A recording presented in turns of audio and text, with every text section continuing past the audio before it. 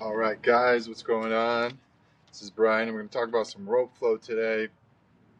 First off, make sure you hit that like, hit the bell, hit the subscribe, and follow the movement. Join the channel, support the cause, and just link up with us. And this is one of the newer ropes I made, and you can see it's a little more heavy duty. Added quite a few knots. It's quite a bit of weight on that rope.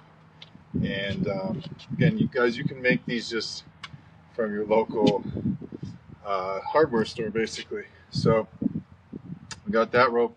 I want to also talk about the mini rope. Okay, so the mini rope, guys, I took one of my normal ropes and I tied some extra knots in that one as well. So what this rope is cool for is that you're still going to be able to practice all these movements. You're shortening the length, but you're keeping the weight. So it actually helps you to really focus on that condensed weight, that more dense, core spiraling and integration, right? So you can actually practice also, which is cool, in smaller areas. So if you're in like a hotel room or you're on the go, it also makes kind of the rope a little more compact, at least for dealing with, and like I said, kind of on the go. Or if you're just going for a walk, right, and you want to practice the benefits of walking and doing rope flow while you're walking, you're going to get that really kind of natural, almost cat-like sway, spiral movement, head over foot as you're walking, which is really what you want to develop, that athleticism.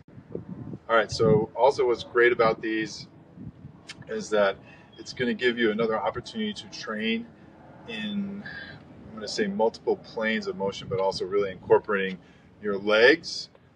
So what came across this was first actually stumbling on the rope idea, which is really a friend who came up with it because I was cutting up these ropes.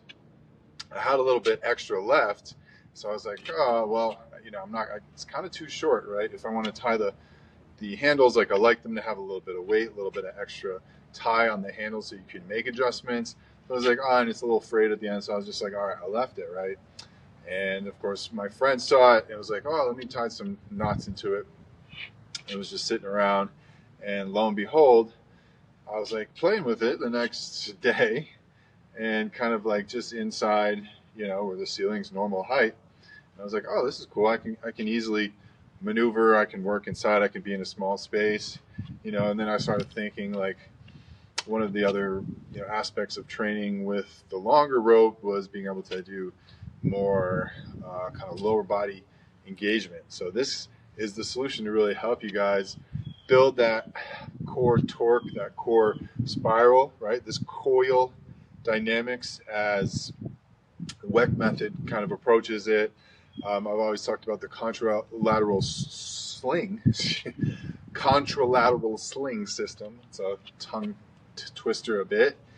Since many years back, when I was first taking on clients and getting into the training world and coming out of the athletic world, so to speak. And more on that, just stay tuned, guys. Like, subscribe, follow the channel. But I want to show you guys, without going too deep in what got me into these disciplines, some ways you can actually apply them, right? So I will talk, more about how this kind of helped benefit me. But right now I want to show you more about how, again, you can incorporate this shorter rope and use some of the benefits to actually train in a very unique, very different way, where you're building a very strong core.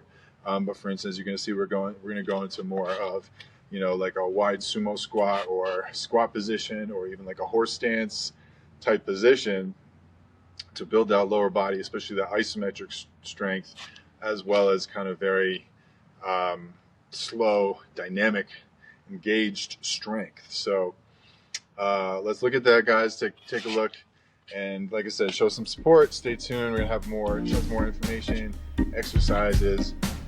If you want one-on-one coaching, right? If you want